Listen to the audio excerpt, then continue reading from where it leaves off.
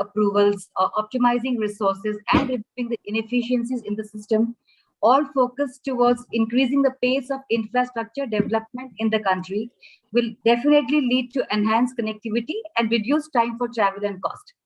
All of this is going to have a significant impact on various industry sector, but it is the real estate which will have the most of the benefit of this situation. And why I say so, because the plan also has 147 industrial corridor in the plan, and all of this will translate into building of production units, factories, warehousing, offices. The why and how of it, we will hear from our distinguished speakers during the session. Our first session is Industrial and Logistics, emerging as a mainstream segment in Indian real estate. So let's begin the session one with launch of FICCI NROC report, Industrial and Logistics rapidly gaining momentum, providing enormous opportunity. I would request IT to please bring the report on screen.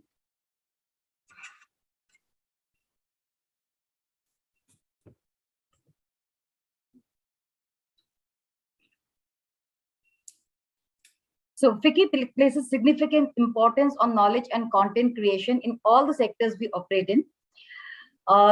These reports are extensively circulated within industry, institutes, government, and they become a reference point of industry's views on and recommendation. Once we launch the report, there will be a link for download on the chat box, and also the report will be available on the FICCI website.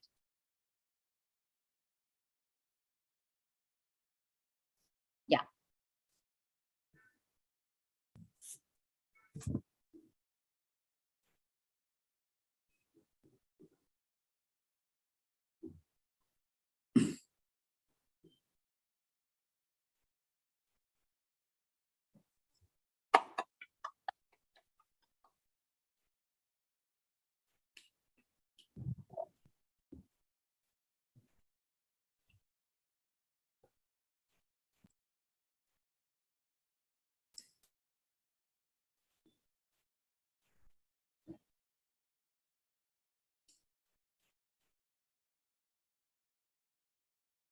So great, thank you very much.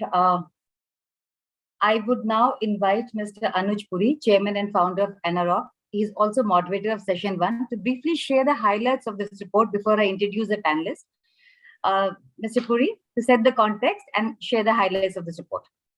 Thank you very much, Nija. Always a pleasure to be with you and Sachin. Thanks for organizing this. I'm also very delighted to have a very esteemed panel with us, and delighted to say that this report had several factors. I'm not going to go into details of those, but 3 or 4 that we picked up. One was on the industrial side. We discovered that the government's policies have really been creating the momentum for the industrial, and we're seeing the benefit of this largely coming to the MSME sector. And I didn't realize until the report was put together that MSME actually contributes significant proportion to the GDP of the country, and they are benefiting from the industrial parks that are coming up. We had some data here: 6.3 crore MSME units across the country, which employ over 11 crore people directly, and that contributes nearly 27% of the GDP of India. But what was even more heartening was that the adjacent micro markets really developed. And that is what we are going to discuss during the panel. This is the direct benefit, but there is a huge amount of indirect benefit on the industrial with the way the adjacent markets, whether it is retail or residential or hospitality, that develops across the industrial units. We then also went deeper into the logistics, the warehousing sector as well, and discovered that it had become a much larger segment during the pandemic, and is really starting to compete with the office segment, which used to be the most pristine segment. There is about 250 million square feet of good quality warehouses that are available. And this, we believe, as per the report, is going to go up to 380 million square feet. So clearly, warehousing is very much in demand. And, I've the four esteemed panelists who are very good experts on this. This largely is getting propagated either by exports or by the e-commerce. And the way the last 4 years growth, we have seen at about 18% CAGR from 2018 to 2021. We believe that this will continue and has become genuinely a great asset class. Rahul specializes in this, so does Sridhar. And we're going to talk about the logistics and warehousing, given where this segment is now attracting private equity, institutional private equity as a core asset class. So very exciting, Neerja and Sachin, to have this report put together, both on the industrial and on the logistics. And we will get a little bit more deeper as we kickstart the panel. Thank you. Thank you, Mr. Puri. With this, without taking much of your time, I will straight away go and introduce our distinguished panelist. We have with us Mr. Rahul Nair, Managing Director, Real Estate, the Everstone Group. Mr. Sridhar Narayan, Group Director and CEO, Infrastructure, Industrial and Logistics at the Hiranandani Group. He is also the founder and Managing Director of Pegasus India. Mr. Rajan Goyal, Head Real Estate, Asia Pac, Middle East and Africa, Mondelez International, this is the Cadbury Group. Mr. Rajesh Gupta, Head Supply Chain, JK Tires and Industries. So if you see, we have tried to kind of have a very good mix of the industry, the users, and the real estate companies. So this session will be again moderated by, as I told you earlier, by Mr. Anuj Puri. He himself is a real estate expert, as all of you know, and he will bring his own knowledge, understanding, and perspective during the discussion. Mr. Puri, we invite you to kind of moderate this session. Thank you. Thank you very much, Neerja. And Neerja is right, it's a very eclectic mix that has been put together. Usually in these panels, it's dominated by warehousing. Here we have two equal guys coming in from industrial as occupiers. And then obviously, from the providers of space, both on the industrial and the warehousing, Rahul and Sridhar are going to talk about it. But Ranjan, if I can get to you first, given the profile that you have, and as Neerja, announced it, you are Head Real Estate APAC, Middle East, and Africa. I mean, that is like a big geography. Yes, it is, Anuj. It is. And it is like half the world. Yeah. Yes, half the world, maybe, Neerja. Thanks to my company who has entrusted this responsibility on me, and this give me exposure from Morocco till Australia, New Zealand. So thanks to my company. Yes. So Ranjan, my opening question to you is that you've seen these various geographies. How do you see the warehousing and logistics requirements that differ across these various regions? I know they're very varied, but 2 or 3 major differences that you would say comes out operating in these different regions when we look at warehousing and logistics. See, largely, if I talk about our Asian countries like Australia, New Zealand, Thailand, India, Singapore, there I feel the business has been more or less aligned because of the globalization. We have 3 partners like our end users. Then you have developer mix who are also pan Asia Pacific, pan global. Also, and the service provider also. If you see, all 3 are equally present in all those countries, and we are fortunate that everybody is present. We talk to each other in many countries, and that has streamlined the requirement and has made our interaction very healthy with all those countries where we are working for. A few things which stand out for me and the approach which company take, which I felt over many countries, is the customer-centric approach while identifying which and where the location should be, as well as recently or for many years we have been seeing network studies and important aspect while identifying which locations where we want to do. For a period of times, 2-3 things which are standing out and which is common in all the countries is efficiency built up in the warehouses. through high floor, high design activities, warehouse software management, ASRS systems. All those aspects has been now introduced in many of the warehouses, where the company focus is to improve the efficiency within the warehouse industries. Hence, thanks to the developer who are also approaching in the same way while creating the specifications for those warehouses, and companies are getting benefit out of this. Other aspect which has gained momentum in recent years is about the environmental and sustainability. That also, I think, has equally important for both the developer as well as the end users. We have seen green certificates, we have green renewable energy being introduced for warehousing aspect, because each company, whether it is developer or company like Mondris, are committing themselves for the carbon neutral. Somebody 2030, somebody is taking 2050 to be carbon neutral. That aspect has also gained momentum in recent years. Finally, like you said, this GDP growth in the warehousing industry, one interesting aspect which I saw and I read through my personal experience is the vacancy rate. In some of the major cities where I was working, the vacancy rate was only 1 or 2%. Wow. So in Australia, New Zealand, it was negative line. When I went out for options, like we went, it was only 1%, 2%. And that resulted not only in those countries, in India also, when we approach tier 2 or tier 3 cities, when the requirement is big, it ultimately end up into a BTS facilities. So these are the few trends or few similarities which I have seen over my working in different countries. This is fantastic, Ranjan. Fantastic. And the way that you have elucidated, you're saying is efficiency is pretty much similar. ESG norms are pretty much similar, and vacancy. And I wasn't aware that, this segment is so well accepted and versatile across the globe. My next question, Ranjan, to you is that, if in this scale of 1 to 10, some of the more mature markets, warehouses, you'll probably put at 9 or 10. Where does Indian warehouses really stack up? My personal opinion, Anuj, I will keep it at par. What are you saying? No, definitely. By working, see what has happened with the global company coming into India, and even our Indian developer stepping up to the requirement.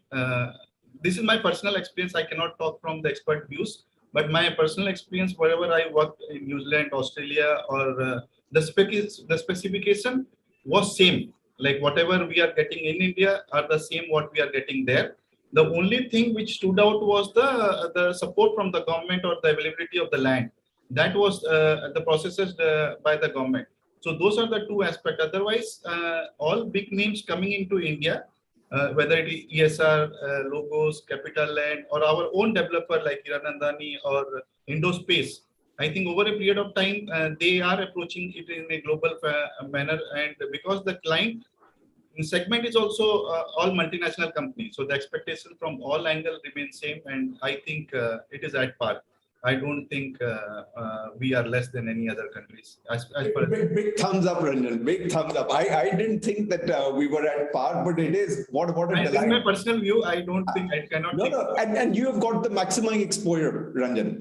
Many of us on the screen don't have the exposure that you have, because you run multiple geographies, and you have your hands dirty because you're really taking these spaces. So you go physically check it out. So your ability to be able to answer this question more comprehensively than many others is very much there. I can see Sridhar and Rahul sort of smiling that it is, and the countries that Ranjan you look at are pretty mature in terms of the warehousing, and have been way ahead of us for many years. When we would travel internationally, we would look at the warehouses, and you would look at the sort of government-owned warehouses in India, and you would just compare the two, and you'd say there's so much of difference. And today, what a delight to hear that the quality of warehouses being delivered by the 4 or 5 institutional developers, 2 of them who are on the screen, is equal to more mature markets. Correct. It is. My last question, Ranjan, is that, when you get into these tier 2, tier 3 cities of India, do you find the same quality existing there as well? Or you think is that really needs to improve? No, I think there we have some distance to travel. Anuj, I will say this travel tier 2, tier 3. We are facing challenges, and I think same goes with the developer also. Identifying, I think this all tied up to the land availability, clean land availability, and demand in those markets. But yes, definitely we are facing challenges in those cities. Leave alone the availability, but finding the right partner to develop, and availability also is an issue. When it goes crosses 30, 40, 50,000 square feet, then it is a challenge getting those options. And ultimately it's end up into BTS again. Like I said, it will becomes a BTS requirement. And then the most important aspect which we feel is to find the right partner who has the capability to develop as well as to construct in the rightful manner. But yes, it is. It is a bit of a challenge. Rahul, if I can just draw you in on 2 points that Ranjan mentioned. One is that in some of the more mature markets, the warehousing developers or the occupiers get support from the government on land. Do we get it here as well from the various state governments? And second is, what's the plan for tier 2, tier 3 as far as indoor space is concerned? Thanks, Anuj. Yeah, so I must thank Ranjan for the par ranking that he gave us. It stands testimony to all the hard work that the industry has put in over the last 10 years. So as far as land goes, yes, land. I think you put your finger on the key issue that developers like us face, Anuj. I think while different state governments have made a serious effort to try and make land available. And I think today, all state governments across the board recognize the significance of having high quality logistics infrastructure, because it impacts all their other plans for industrialization in the state. So be it West Bengal or be it UP, they're all seized of the matter. But that being said, land availability in India continues to be a fundamental stumbling block for all our plans. So really, it is acquiring the right kind of land in the timeframes that we set ourselves without legal issues is really what today separates the leaders from the rest of the pack in the warehousing development space. And I think it's fair to say that there is not much that the state governments are individually able to do to solve this issue. It's very much left to private developers and the network to find land. Just on that one, Rahul, I do want to go back to Ranjan on this point. Ranjan, how does it happen in more mature markets where the government offers land, auctions land? How does that happen? No, wherever I have worked, Anuj, those were all private, like Australia, New Zealand, those were all private, like Indonesia, those were all private. There were some government support was there, but largely it was private. Understood. But Rahul, you're right that our land issues are multifold in comparison to some of the other international markets, and land acquisition, you're absolutely right, is a big issue, which even the government has pointed it out, and hence the digitization of the records that is happening on the land. Just on that, furthering on that one is tier 2, tier 3. Ranjan is saying is that I'm sort of very keen, but the quality that is available today, other than the BTS, is just not there. Are you looking to do speculative? Yeah, so Indospace has actually been evaluating tier 2, tier 3 for a while, and we have dipped our toes in the water, so to speak. So we are there in Rajpura, we are there, in Coimbatore, we are there in a couple of other markets, Anantapur, for instance, where and we continue to look at other markets. We continue to look at Eastern India. We are looking at Lucknow. But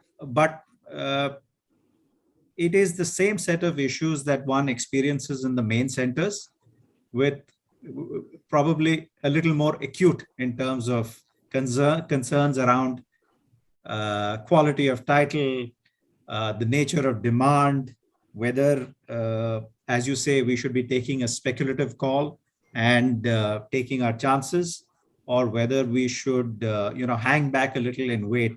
I think from our perspective, as a institutional developer backed by institutional funds, the risk profile even today for a tier one area versus tier two, tier three is different.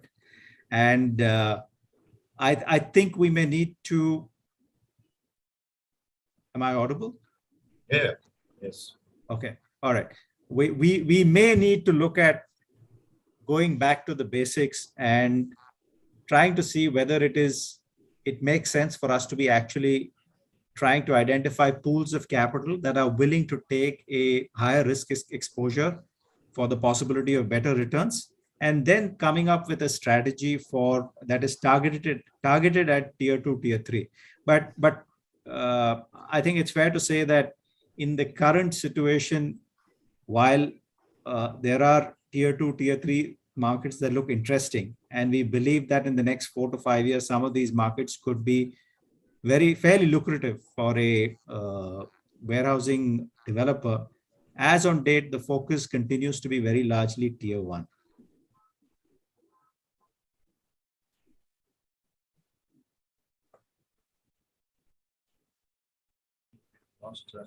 I think we've lost Anuj, right? I think we are lost. We can shift to the next picture. So, I think broadly, what am I audible to everyone? Yes. Yeah. Yes. Yeah, Rahul. So, taking on from where Anuj left and where Rahul is making his point on land, and thank you, Ranjan, for giving us a perspective in terms of the global markets. Yes, India. I mean, I worked with a lot of FMCG before taking into supply chain, and then companies like Coke, Asia, Asian Paints, Britannia. So obviously, the warehousing and more importantly, the industrial logistics market has really expanded and shaped up very well. But definitely, one thing is very clear: in the last decade, we have moved towards more institutional warehousing and more institutional grade A, and that's the kind of quality that we are dishing out. So I'm not surprised that Ranjan has said that we are producing. Yes, we have moved. The journey has been there. So we have moved from the original godowns, and people used to do opportunistic godowns because they thought the land price will increase because the land use could be something different in the Indian context, which is again related to the land issue that Rahul has pointed out. So now we have moved towards as a more organized segment of industrial logistics, and especially there are pressures from the demand and the supply side both, which essentially demands efficiency for you to be able to deliver. And that's the key that drives the entire supply chain logistics sector. And then if you take a back step to that, sorry, Anuj, I just took over. Sorry, my apologies. The battery ran out of the laptop. I was just telling them about the same thing. I mean, you would have been happy if you had summarized it. So I was just telling that where Rahul left in terms of the land question that you had. So we were talking about how I completely agree with Ranjan's. I'm not surprised that we dish out grade A manufacturing warehousing facilities today. And he's very right, because the ultimate customer, as Anuj you pointed out, is the multinationals broadly that you cater to grade A, whether it is a 3PL. Yes, there are a lot of Indian manufacturing setup also that we cater to. We dish out the same quality. So the only thing is it's all driven by more demand towards efficiency and effectiveness.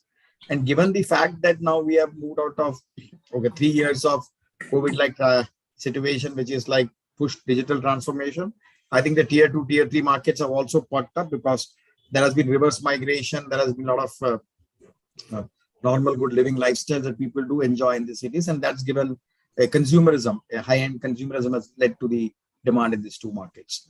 Over to you, Anuj, because...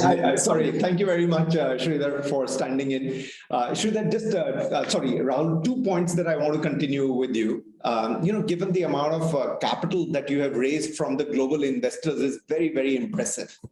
Rahul, so my question is, are the global investors as keen as they were sort of 10 years ago when you started in this segment?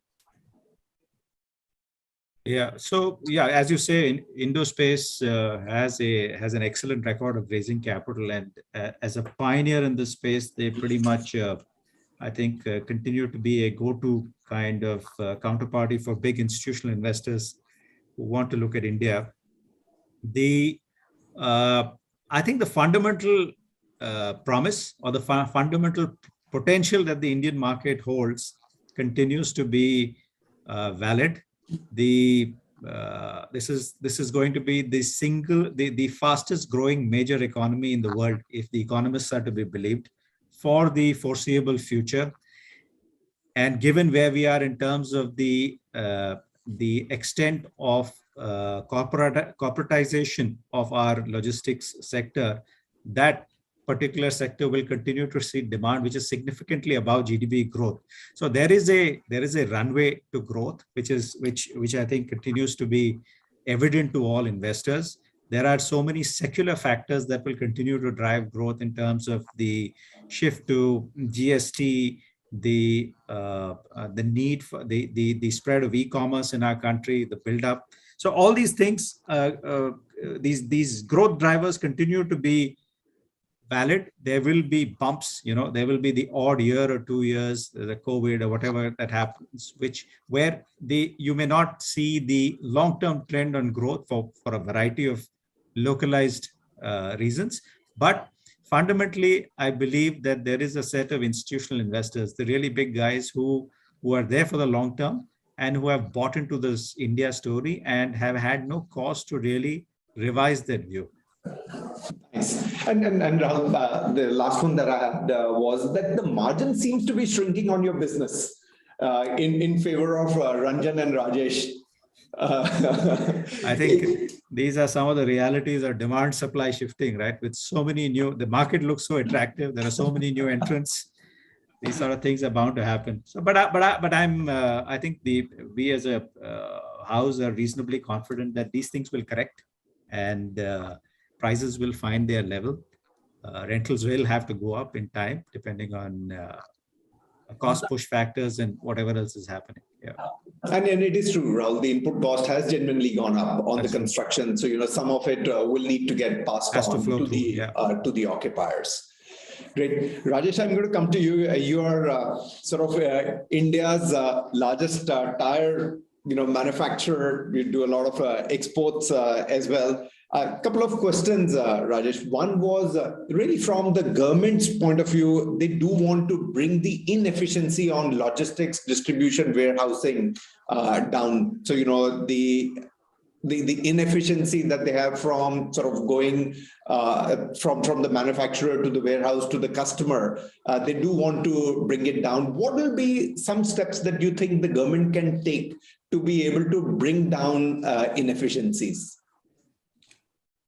See, Anna, one is that if you see particularly post-COVID, a lot of things have changed across the world, which nobody thought. That the speed of change, I'll use this word, yes, is phenomenal, which was never happening earlier. What things we were taking for granted have become absolutely impossible. Sometimes which were earlier used to look impossible, now have become possible. It has happened both ways. So, for example, export. If you see, the export has grown significantly, and I was just looking at our own company's figures. Our export growth is 65% year to year. Wow. So 65% increase basically means you can imagine that whether it is warehousing, whether it is transportation, whether the entire supply chain, the demand suddenly becomes so high. And this 65% is average for the year. But if you see average of the previous year versus the peak of this year, it has even 200%. So such wide fluctuations happening from say 30-40% to 200-300% actually puts a lot of demand, whether it is government, whether it is infrastructure, whether it is the companies. So particularly for the you can say warehousing part, because we also do export, two things we had done. Number one is that the container stuffing. Earlier we used to send to Mumbai and to Chennai port. We had taken CFS or the warehouses from the private operators, but we started shifting to plant stuffing. So what happens that you reduce your own time as well as the warehousing space requirement goes down. So plant stuffing we started significantly. That is number one. Number two, in case of Mumbai, because what happens that we have multiple plants across India. So each and every export order is actually like a specific order. So they don't give as per the plant, they give as per their own requirement, the customers. So naturally we have to club the consignments, so almost 25 to 30% consignments. We have to club material from different plants. it happens in Mumbai. So the kind of warehouses, the kind of, you can say, the bottlenecks which we have faced, the rail connectivity, for example. See, if you see the logistics cost, the cheapest way of transportation is water. Then comes rail, and then transportation by road is the costliest. And air I am not including because tire industry, we don't use air transportation. However, if you see the, you can say the breakup of transportation in India, the road takes the maximum cake. So it is very costly. So the government has to actually enhance the investment in the waterways.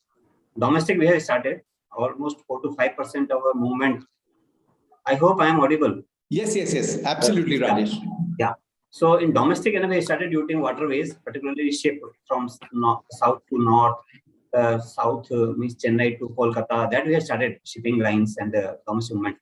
But one is waterways enhancement, which government has to do. Multimodal park, logistics park, what the government is talking about, is very, very important, very urgent.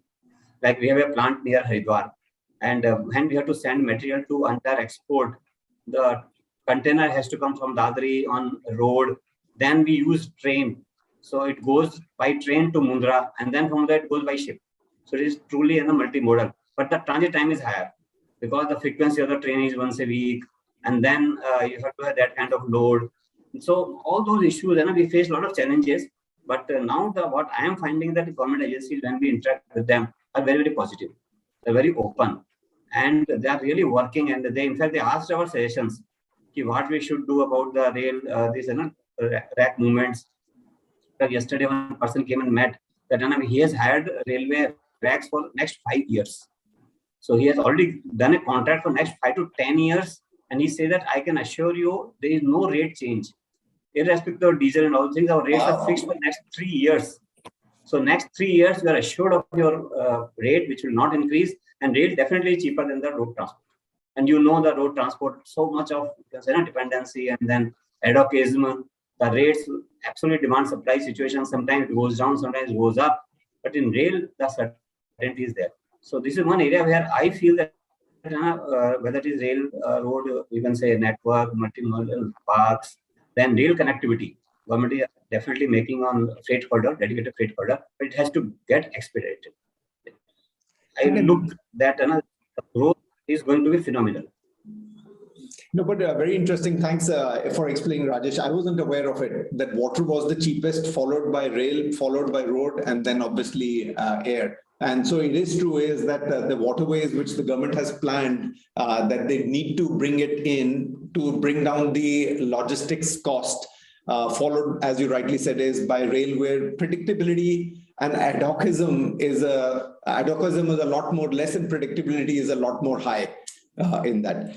My second point is, Rajesh, through this entire pandemic, supply chain globally as well broke down. How are you managing to run your factories and reaching the product to your customers, whether in India or internationally? Yes, we face challenges. Suddenly 500 to 600 trucks were detained across the road. If you know the first lockdown, March 22nd. Yes. So suddenly nobody knew actually at that time the situation across India was that nobody knew what to do. But anyway, we contacted and we did.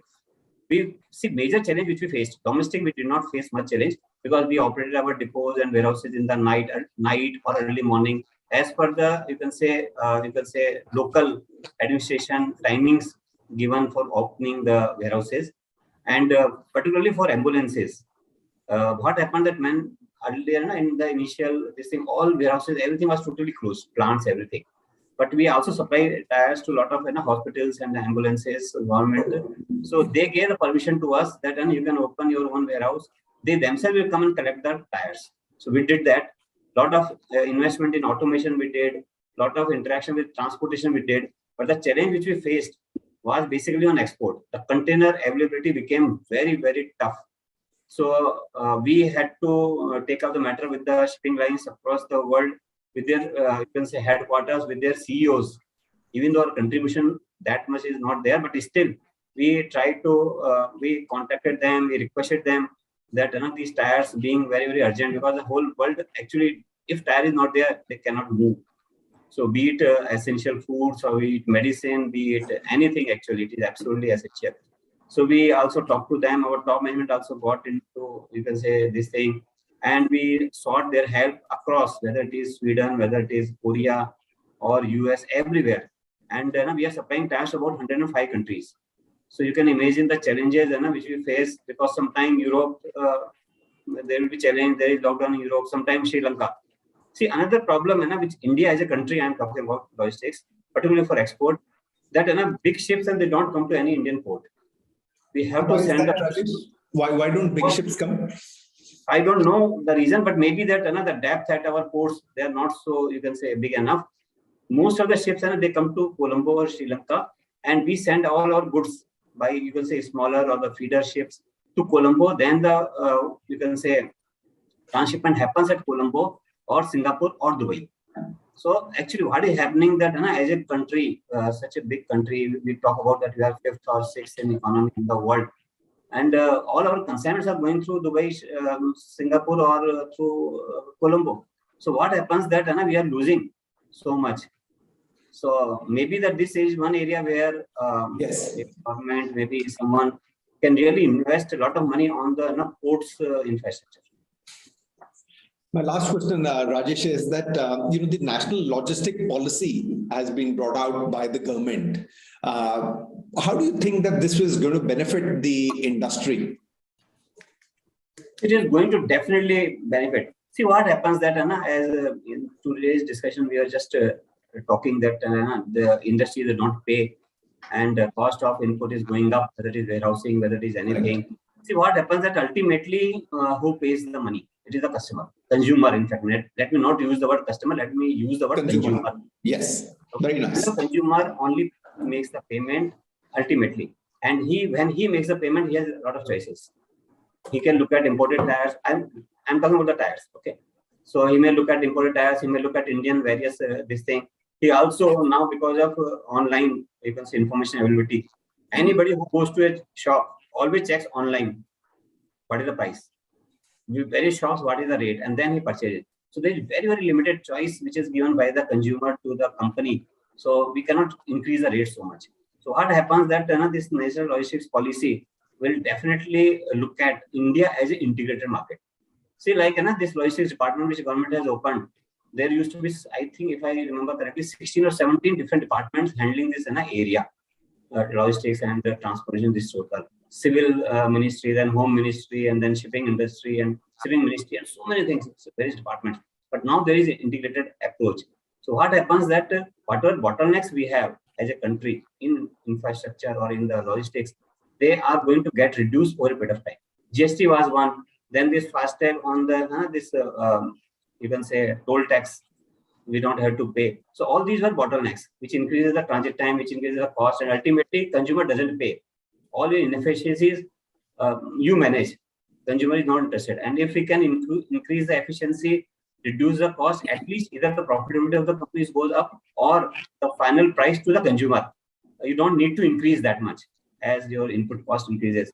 So Gati Shakti, what has been launched last year, in fact, probably JK Tire was much ahead of government. Let me say that. This multimodal government is talking about this. I think 3 or 4 years back, the moment first ship started flying between Cochin to Mundra, we were the first ones to start the material movement, because our rubber comes from south. You see the challenge of tire industry. The plants are in the north. The raw material comes from the south. It has to travel entire India. And then the tire consumption again is in Chennai, say for example, or Tamil Nadu, or in Kerala. So it comes back, manufactured, and then again goes back. So entire India is traversed twice. So when this shipping this started, in fact, we were the first ones to use that ship to ship the movements. So what happens that our about 30 to 35% material, which is coming from Kerala, is coming via sea route. So it has given us saving of roughly 50 to 20% over the road. So that is a major saving which has come. And this is what, then this Chennai to Kolkata also started. In fact, I was talking to somebody that why don't we start from Chennai to northeast via Bangladesh. So maybe that government will do something that Indian goods through Bangladesh, but they can reach to the northeast because there is no port in Bangladesh. So this will also help overall all the consumers as well as the industries. So interesting, Sridhar. I'm going to come with that point. What Rajesh said is, the kind of impact that Make in India or Atmanirbhar Bharat, as we know, what is the kind of impact that it is making on warehousing, logistics, and industrial sector? I think a lot of points. Sorry, Nija, go ahead. I just had to highlight, because there was a lot of discussion around the various modes of transportation. So besides civil aviation, all the other sectors, whether it's shipping, roads and highways, inland waterways, is being handled by this team in FICCI. So any recommendation that you would, yes. So I work very closely with Inland Waterways Authority. I work very closely with Ministry of Shipping, Roads and Highways. So definitely, if there is an interest in the industry, because what I hear on the other side essentially is when they say that they can create the infrastructure, but it is the industry which has to occupy it. In terms of building it up, that's the government's job, creating the infrastructure.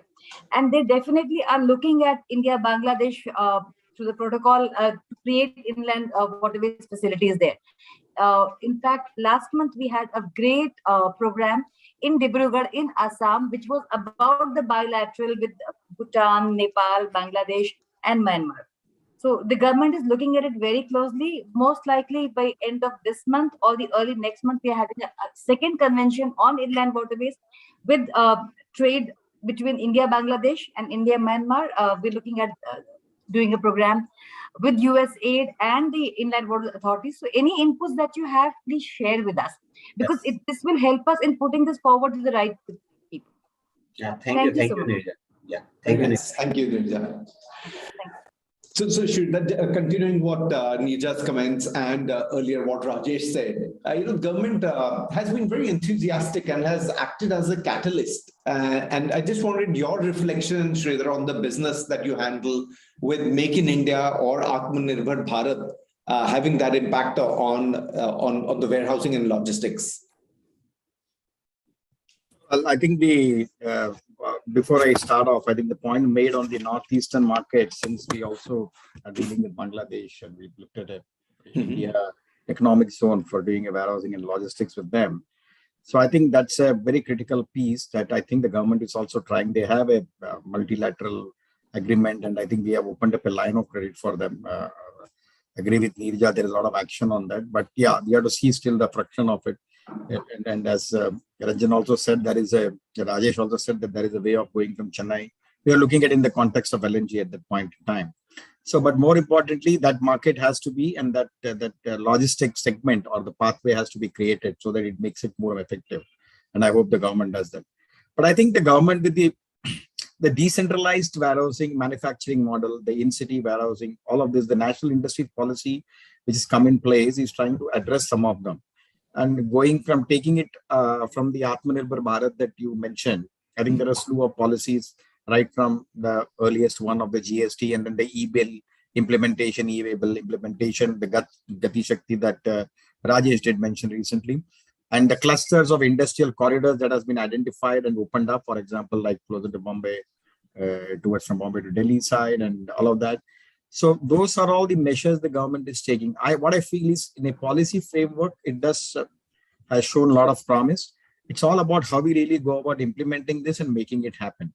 Having said that, I'm on the development and investment side of industrial and logistics business. So we do our proportion of industrial build to suit is much higher than warehousing. As I'm saying this, because I fundamentally believe that the model is going to be more effective, because warehousing is going to be led by e-commerce, consumerism, tier 2, tier 3 markets. Margins are going to be pressurized out there. And when you have a good mix of industrial and logistics in the bucket, it really gives you a decent portfolio for a developer and an investor, as I would see. And we do build grade A housing, grade A quality of warehousing and industrial build to suit, because the customers demand that kind of specs. And we don't have a choice. We have to give global standards. But the warehousing automation and given this COVID situation, I think primarily the warehousing segment is driven mostly by the e-fulfillment or e-consumerism, as I would call it, because somebody referred to it as consumerism. I said that's what is going to drive the demand as we see going forward, that will mushroom. So I would say the logistics segment with warehousing, logistics overall, which is multi-billion. I mean, you write the report, so you know all the numbers. I think 70% of it is transportation. And that's what I think I could allude to my friend on the panel, Rajesh, mentioning about, road, waterways, railways. So once we attract or attack that issue about making the logistic cheaper, given the crude and the oil and the petrol going south, you know exactly where the cost is going to go up. Similarly, the recent we saw the increase in the commodity prices, which is very inflationary. And I think we're not going to go back to the original number. So obviously the yields are under pressure. This was to a question that you had asked Rahul too.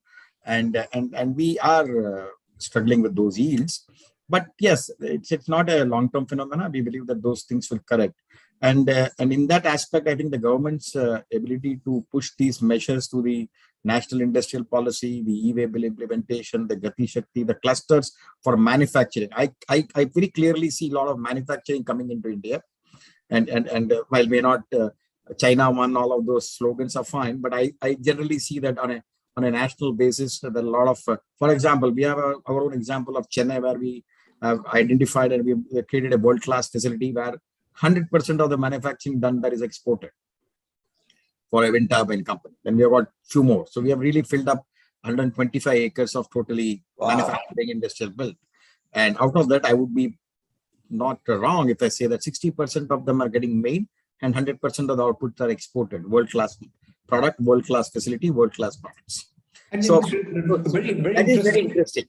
Very interesting point that you're saying is, and very important for the audience to also understand, Sridhar, because there's a very fine difference, which in passing you have made, is that the warehousing is under pressure on margins. Yet on the other side, manufacturing, which is what you're saying, is that you have a very eclectic mix between the two. Because on the industrial, perhaps the development yields are higher than the warehousing. True. And what is the typical portfolio which is sustainable in the long run for a developer going to look like between manufacturing and warehousing, Sridhar? I would say I run with my portfolio, which is I'm talking about, I was at 60-40. Now I don't mind doing 65-35, 70-30, because we are now being labeled as developers of world-class facilities that we are able to give. A customer has 80-ton tonnage of weight load. And we also do a lot of design optimization for our clients. So I think what we bring into the table is, see, warehousing is an extension of manufacturing. So we cater to that demand too. But then warehousing, it's a low-hanging fruit. I mean, if you're a developer and you have excess lands and you say for the time being, let me lock in my land for 5 years of warehousing till my real estate market stabilize. Because my mindset would be always to go towards a commercial real estate or a residential or retail, depending on the location. But typically for industrial and warehousing, you have to really lock those lands for specific use and then be able to identify them, because they are all clusters. So you need to give, if you have an industrial park, I need to have a warehousing park next to it, or build warehousing for them too. So that's true. But since warehousing is something that today it's a very fragmented market, and people do, even HNIs build warehouses and let it to multinationals. So that's the way it's going on. So the margins are going to be under pressure for some time. And given the commodity inflation that has taken away the stream of the margins, I think a good mix of 65-35, 60-40, 70-30 is a good mix. And that really gives you a bump of 100 to 150 basis points in the overall portfolio. And because there is also value adds that what they call as tenant improvements, or the value adds that really built in for the both warehousing as well as the industrial segment, and more so in the industry. Just two more questions, Sridhar. One is, what is the percentage of input cost that has gone up in either construction of warehousing or industrial percentage pre-COVID to now? It's, I wouldn't be wrong. There are different metrics. Labor itself, I think, has gone up by 7 to 10%, which is the lowest on the run. I was thinking labor was more constant, but given the COVID situation and then bringing back labor. But if you put steel, cement, etc., on average, I think there's around 26% that we computed in the last 2 years that we have seen increase in the entire price. Massive. So you try to control the cost on an overall basis per square feet. So that impact is close to 16%, as I would say. On the leasing pricing Pricing. that will need to be passed on to the Passed consumer. on to the customer. Unfortunately, there is huge. See, on one hand, we have been talking about supply chain efficiencies, and as someone Rajesh mentioned that I have to find a way to sell it to the consumer at the lowest price, not pass on the input cost. So it's getting difficult. But the companies, while 70% is transportation, if there is a diesel hike, you pass on the cost to the consumer because no 3PL or 4PL takes it, right? 70% of the transportation of goods is through road. Similarly, when there is building of a warehouse, then there is a cost of steel, cement, and all of those. Crude has gone up, an inflationary hit. I'm saying some portion of it has to be taken by the e-commerce players like the Flipkarts of the world, Amazons of the world, or the 3PLs of the world, and that will eventually happen. I expect that prices to correct and rentals to be stabilized to match the inflation in the next 2 to 3 quarters to go. Because I think now most of us, all institutional large 5 guys, are holding on to say that I'm not going to lease it at any price. And that is, as Rahul mentioned, there is also a pressure point because there are so many players. So everyone wants to fill there and then see, okay, let's look at taking it up later. But I think those things will get evened out in the next few quarters, and people should come to a point where at least some portion of the increase has to be taken on by the warehousing clients, the multinationals, the industrial clients, etc. Understood. And industrial, there is a much more acceptance of that fact, and that's easier to negotiate because they invest for long term. Yeah. They are also invested along with us in the space. Yeah. Which I agree with you, Sridhar, that passing on the additional input cost on the industrial side is perhaps a little bit more comfortable than trying to do the same thing on the warehousing side. My final point is, Rahul mentioned is that they are still being able to attract a lot of the global investors. You have partnered Blackstone in India. Are you seeing the same enthusiasm coming in from the global investors for investing in warehousing and industrial? Yeah, I think that point is not to be disputed. I think India, given all these slew of changes that we are looking at, is, with the outlook for the logistics sector, I would still pin it as stable and growing as we look at it. The accelerated expansion of e-commerce, particularly FMCG, pharma, food, apparels, everything. See, Anuj, even I realized it in the last 3 years, we have become a click and buy culture. And that has impacted markets. That's impacted the tier 2, tier 3. It's actually a consumerism. And also the pent-up demand, maybe that will also stabilize in in a year or so, because we'll go back to your pre-COVID growth rates. But my point is that the next 10 years, Make in India, or 7 years, I would say, is the window that we have in terms of really excelling in manufacturing, in warehousing, supply chain, and logistics. And obviously, everyone will try to squeeze out costs. So you have to be efficient. So the mantra for going forward would be that you build efficiently, optimize your design. And yes, you need to get the inflationary growth in your rentals. And because people expect world class and grade A, as Ranjan says, that we are equipped to deliver that. And the market is there because India you still have huge amount of penetration, huge amount of stuff to be done. Waterways, like Nitin Gadkari sir at some point of time thought of building, they have to take that up. So I think there is a huge momentum which will support this segment. And thereby investments to this segment is there. A lot of players who have joined up, as you know, now you should be aware that a lot of new players have tied up with new developers to set up this platform. So investment should not be a problem in this sector. Fantastic. Before I summarize, Ranjan, I do want to come back to you on one final point, which is a favorite amongst, the more evolved people, which is the ESG. And Ranjan, you touched upon it. Our Honorable Prime Minister has been very enthusiastic about it to, take the country to a near carbon neutral. Ranjan, I do want to bring that point out, which you touched upon, that many of the occupiers and developers are looking at carbon neutral, not today, maybe in 2030, maybe in 2040. Can you narrate one or two best practices that you have seen from global markets on ESG, which we should start to implement in India? From my perspective, whatever I have seen, it is more towards the renewable energies or enough plantations with wind and within this area. These are the two aspects which we have been touched upon in many countries. So using of the right energy, mostly renewable energy, and making effort for getting this renewable energy for your manufacturing operations. That is one aspect. Second aspect is your tree plantations, like greenery and in and around. Those aspect has been touched upon very significantly, and special functions have been created, especially within Mondelez to monitor our objective, whatever we have stated globally or for specific countries. So that is the kind of attentions company like us are giving for this aspect. And then Rahul, are you looking into both those aspects? What Ranjan mentioned, one is renewable energy, and the second is, making it more greener around the campus. Yeah, so there is tremendous emphasis on ESG. I think it is something that we have, quite apart from what clients may want and so on. I think we as a group have taken that as one of the primary sort of drivers of our whole sort of development strategy going forward. So we've set ourselves some fairly aggressive targets on the ESG front. I guess the first and foremost is renewables. So we have set ourselves an objective of doing 20 megawatts of rooftop solar by the year 2025. So that's a big number, and we're on track, but it is something fairly significant. We are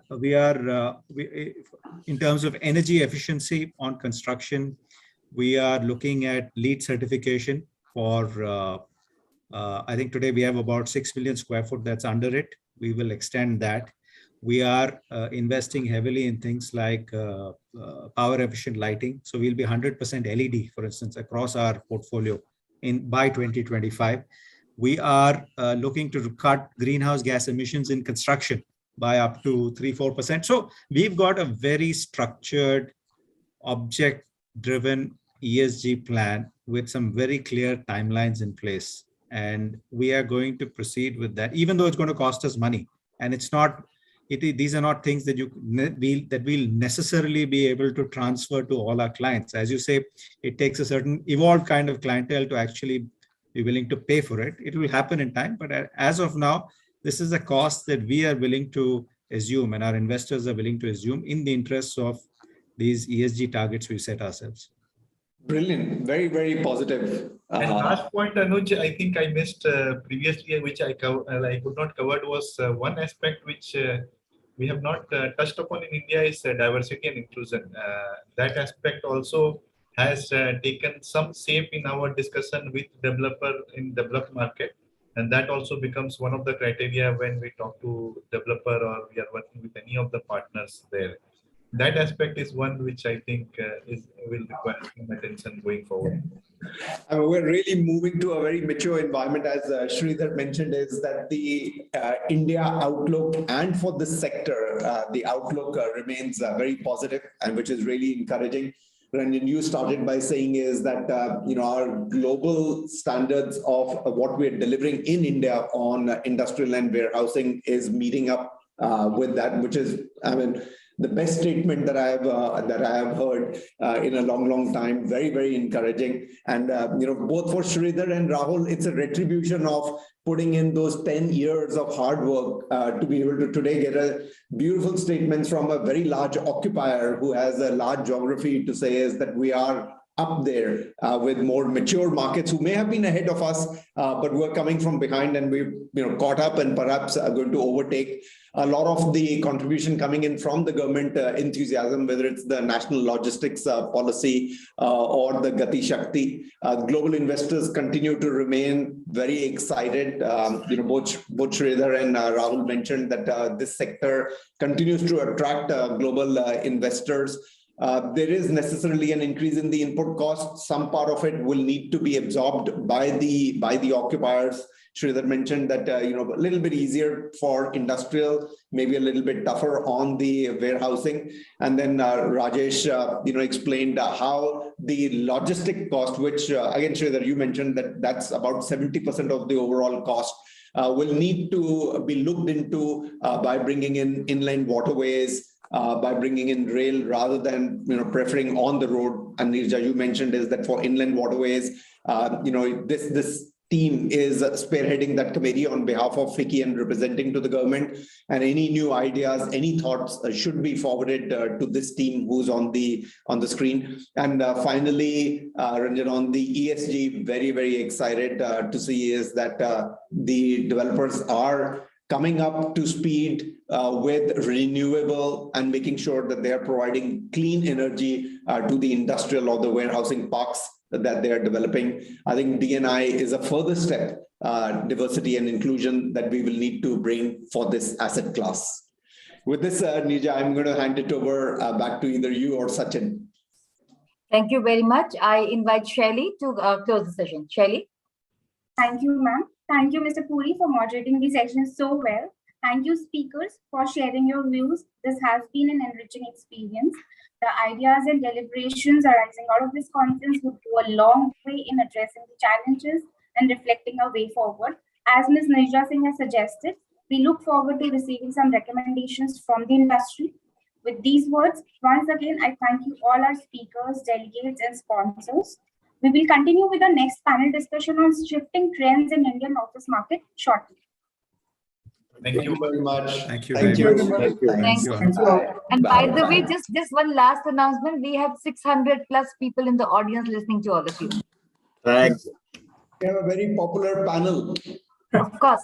Ranjan, Rajesh, Sridhar, Rahul, fantastic 600, phenomenal. Yes. And Anuj Puri. Yeah, Anush Puri, let's not forget. Yeah. Very Thank you so distinguished much, panel. Anuj. Thank you so much. Thank you so much. Thank you. Thanks a lot. Bye.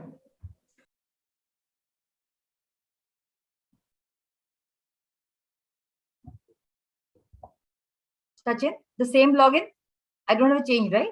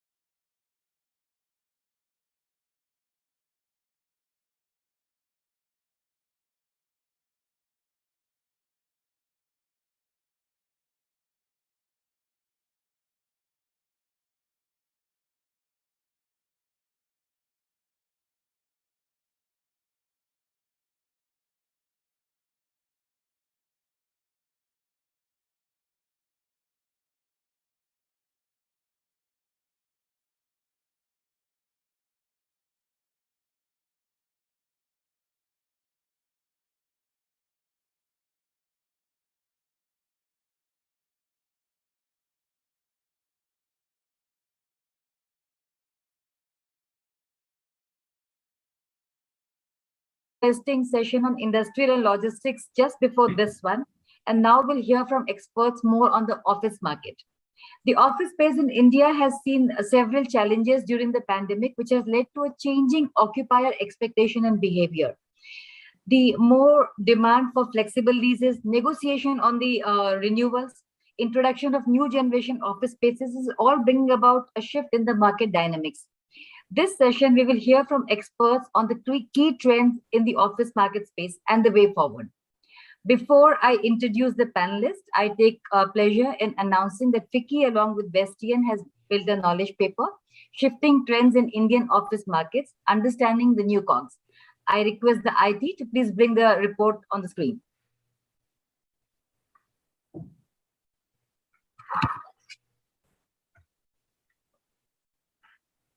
So this report essentially highlights the emerging trend being adopted in the office space by the companies, leading to change in work cultures and environment. And it talks about how the real estate companies are optimizing technological innovations, tweaking strategies, and embracing these new cogs.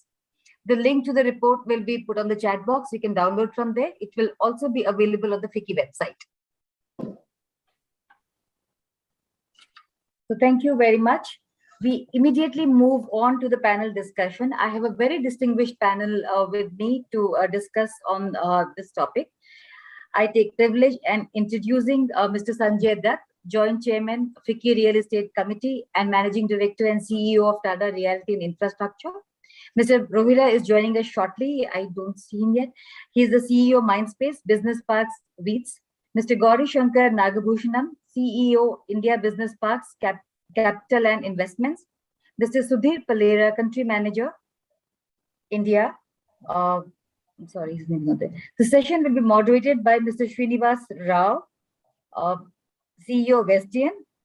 And I'm sure Mr. Rao will take care of the timings and the what the session will. Over to you, Mr. Rao. Thanks, Nirja. I'll stick to the 1 hour slot that you've given us.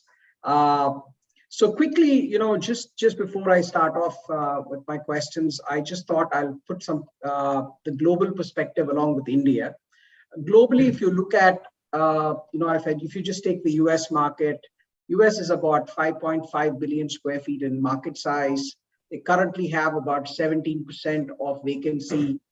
The last 4 quarters has seen close to 200 million square feet of absorption. Now, if you look at India, India has been a 750 million square feet market, grade A space. We normally, during pre-pandemic phase, absorb between 45 to 50 million square feet of space. The last, I would say, 2 years, we have seen about 103 million square feet of absorption. Bangalore leading by about 29% of the total absorption, Hyderabad at 17% and NCR at 16%. Construction industry has revived. From 2021 to 2022, there is a 32% increase in the overall construction. Overall, whatever I'm hearing, I'm seeing, whatever the reports are showing, there's a lot of positive news around us for the commercial real estate. Having said that, the first question that I have for you, Sanjay, is I know that there are a lot of fresh hiring by large corporates today. And statistics show that in the last 2 years, we have added 1 million jobs as compared to 4 million IT and IT-enabled service jobs that we added over the last 20 years. In 2 years, we've added 1 million net of attrition. And leading that is TCS, which is close to 250,000 jobs a year, net of attrition again. Keeping all of that in mind, where do you see the office market headed? And how much absorption do you see this year and maybe the next 4 quarters, if you can give me your views on that? Thank you very much. I think the office market is fast recovering. We were at the peak in 2019 when we were roughly 49 million square feet net absorption. And then we came from the lows of 25, and now I think this year we'll be headed towards 42 million square feet roughly. You will have more accurate data. I think there are 4 indicators which complement the absorption patterns of the tenants and the mindsets of the tenants. One, there is a lot of capital from private equity and sovereign funds who continue to invest in office. And a lot of transactions have taken place, including Tata Realty infrastructure platform with a sovereign fund. Whenever I had any discussion from developers' perspective, I see a huge enthusiasm which is back on the office front. So they are really going ahead, which they had stalled earlier with the development of the office. So that's a very clear second stakeholder in the sector. Government is a third stakeholder across many cities, including Pune and many other. The FSIs have gone up, and that has somewhat made office projects more viable because the land valuations had gone up too much and the rents had not gone up too much, and therefore there was a bit of a stress whether those will get taken up and developed or not. I think that is being addressed. The construction costs, which seems like out of control, now we're getting some bearings. I don't think the construction cost will go down to its original benchmarks, which used to be 4,200 rupees for a warm shell in India with 60-70% glass facade of high performance glass. But it's now hovering around somewhere around 5,000 to 5,200 rupees per square feet. So we kind of come to terms with it as a development entity, because otherwise we were struggling. On a lighter note, tenants have stopped making bold statements of working from home. On the contrary, they're making just the opposite kind of statements. Across all our parks, the absorption and the RFPs and the inquiries have gone up. And to continue with the lighter note, the dollar has become stronger.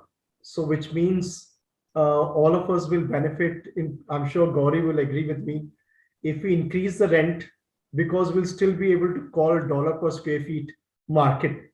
So now instead of 70s, we'll be happy to ask 80 and 90s going forward, which is badly needed in our industry, I must say. So thank you. So when you said the construction prices, from a 4,200 has moved to 5,200 today, as a follow-up question, that number, is it expected to drastically drop by 5-10%, or where do you see that number? There is no dropping of that number at all. It may go up, actually. So you're saying the 5,200 will actually start going up again? It can go up if the government is not able to come around inflation for whatever reasons, geopolitical reasons and other reasons, we will have an issue. Okay, interesting. Gauri, since we talked about funding and Sanjay pointed about financing. What is the present situation from a PE perspective in terms of real estate financing? I mean, I know Capital Land by yourself, you have a lot of cash, but do you see the private equity guys back in the market space? What are the challenges, and where do you see that moving? Good afternoon, everyone. Pleasure to be here today. I think the sentiment has improved significantly over the course of the last 3 to 6 months, some of which is because of events happening elsewhere and nothing to do with India. So if you look at the West, if you look at between 2018 and 2020 or 2021, even before COVID, to get capital was a little bit challenging, because the question that usually used to be raised is, if we can generate 14% USD returns in our own backyard, why do we need to come to India and try for say 18% INR returns? That sentiment has changed now. I don't think with the outlook on recession and the increased interest rates, that is a possibility today. So there will be opportunistic plays in the West, especially in the US and US, Europe, and maybe Australia. But everywhere it was whoever had the cheapest capital source used to pretty much get the deal. Now the capital costs are going up, and that's not going to happen. And then there was this focus on Asia as a part of global fund allotment. I mean, Asia used to get a decent share in the real estate portfolio, but that bulk of it was taken. I would say 80% of the developing capital used to go towards China. And now China has been off the boil for the last, I would say, year and a half at least. And nobody is able to get a pulse on what is happening in China. Is this some temporary? So whatever President Xi is doing, is it something? Is it more posturing for the near term, or is this a policy shift? Nobody has a clue. So nobody's going to walk away from China, but at least for the next, I would say, 2 years, till things are very clear. People are not going to look at China. So that way, India has benefited. So by alignment of stars, or by things happening elsewhere, India seems to be a beneficiary. So there is definite interest, but the interest is slightly more nuanced than in the past. In the past, you would have investors looking at blind pools, committing capital, and then depending on the performance of the fund manager, some used to have successful returns, exits, some used to have not so good returns in the long run. But of late, they are a bit more choosy, they are a bit more picky. They want to not commit to blind pools. But just like Sanjay had partnered with CTPIB, they are looking at a mix of, okay, do you have assets which we can come in, which gives us comfort for like 60-70% of our capital, and do you have a pipeline where we can commit more capital for development? So they are playing it a little bit safe as on today, and I think that till at least the next 2 to 3 quarters that will continue. The office play is sort of panning out. Occupiers are now realizing the importance of space and why it is a critical asset when it comes to employee retention, morale, culture, and all of that. I'm the same boat as Sanjay. Rents should start looking northwards, because supply is getting constrained, and everything that is there is being picked up by the smarter ones are pre-committing and putting in hard options and taking them off the market. So all of this put together, I would expect more private equity capital coming on board. I mean, the conversations we are having with players from Europe, with players from Japan, with players from Canada, with players from Singapore, there's definite traction, and we hope this will continue. Thank you so much. As a follow-up question, I'm slightly moving away from the private equity. Do you think private equity actually will come into tier 2 and tier 3 towns as well, or do you see that going to take some more amount of time? I know for tier 1 spaces you are getting the capital that you need, but for tier 2 and tier 3, do you see any challenges, or do you think it's the same for them, for that markets as well? Yeah. I don't think we have even exhausted the, if you look at all the, sovereign wealth funds, all the, private equity, all the endowments and all the pension funds. I don't think, all of them have been to India and seen it. And, as on today, they haven't even ventured into tier 1. So some of them venturing into tier 2 is going to be a challenge, and particularly also because they look at scale. So most of these guys want to see scale. Going into a tier 2, you probably are going to have maybe a 500,000 park at best, or even 1 million square feet park, but that's going to be like, take some time to get absorbed. In such situations, I don't think it is going to be really attractive for them, because they are looking at a limited time scale. They want to deploy a meaningful amount of capital. Any private equity player worth his salt is looking at least like $100 million investment, even if it is as an LP with other players. For you to go to tier 2 and tier 3 and for you to invest that capital and get it back in 5 to 7 year time frame is going to be challenging because purely of scale. And you need, like, for every city, tier 1 city, you need, like, 3 or 4 tier 2 cities. And the operators' presence is also very limited. You hardly have many of the grade A developers, which now I think the shift has been towards, you need to be a grade A developer to attract capital. And grade A developers having so much spread in, like 20 tier 2, tier 3 cities, I don't think that is the case today. So I would say there'll be 1 or 2 cases, but by and large, I don't see, capital really chasing tier 2, tier 3 as a strategy as yet. Yeah, it will be add-on. You'll have 4 properties in tier 1 and maybe you pick up 1, 2. Maybe you pick up a Lucknow or a Coimbatore or a Vizag or one of these places or a Cochin. But I don't think anybody's going to come up with a strategy that we are going to focus on tier 2, tier 3. Interesting. Sudhir, moving away from real estate, questions related to financing and space, OpEx funded models are something that we have seen are generally not preferred by developers. So what is your take on that? And, how does the value add come from outsourcing services? Sure. Thanks, Srini, and hi, everyone. That's right. So I think, generally, if you look at OpEx on an OpEx basis, for sure, it may not be necessarily preferable. But and in terms of what we do, right, as a cooling utility, the differentiation essentially comes from the standpoint that, like what Gauri just mentioned, at this point, most investors, private equity and so on, look at 5-7 year timelines. Nobody gives 30-year capital at this point of time. So if someone is looking for 30-year capital, and that too from the start of construction all the way up to the entire life cycle of a project, this probably is a great opportunity.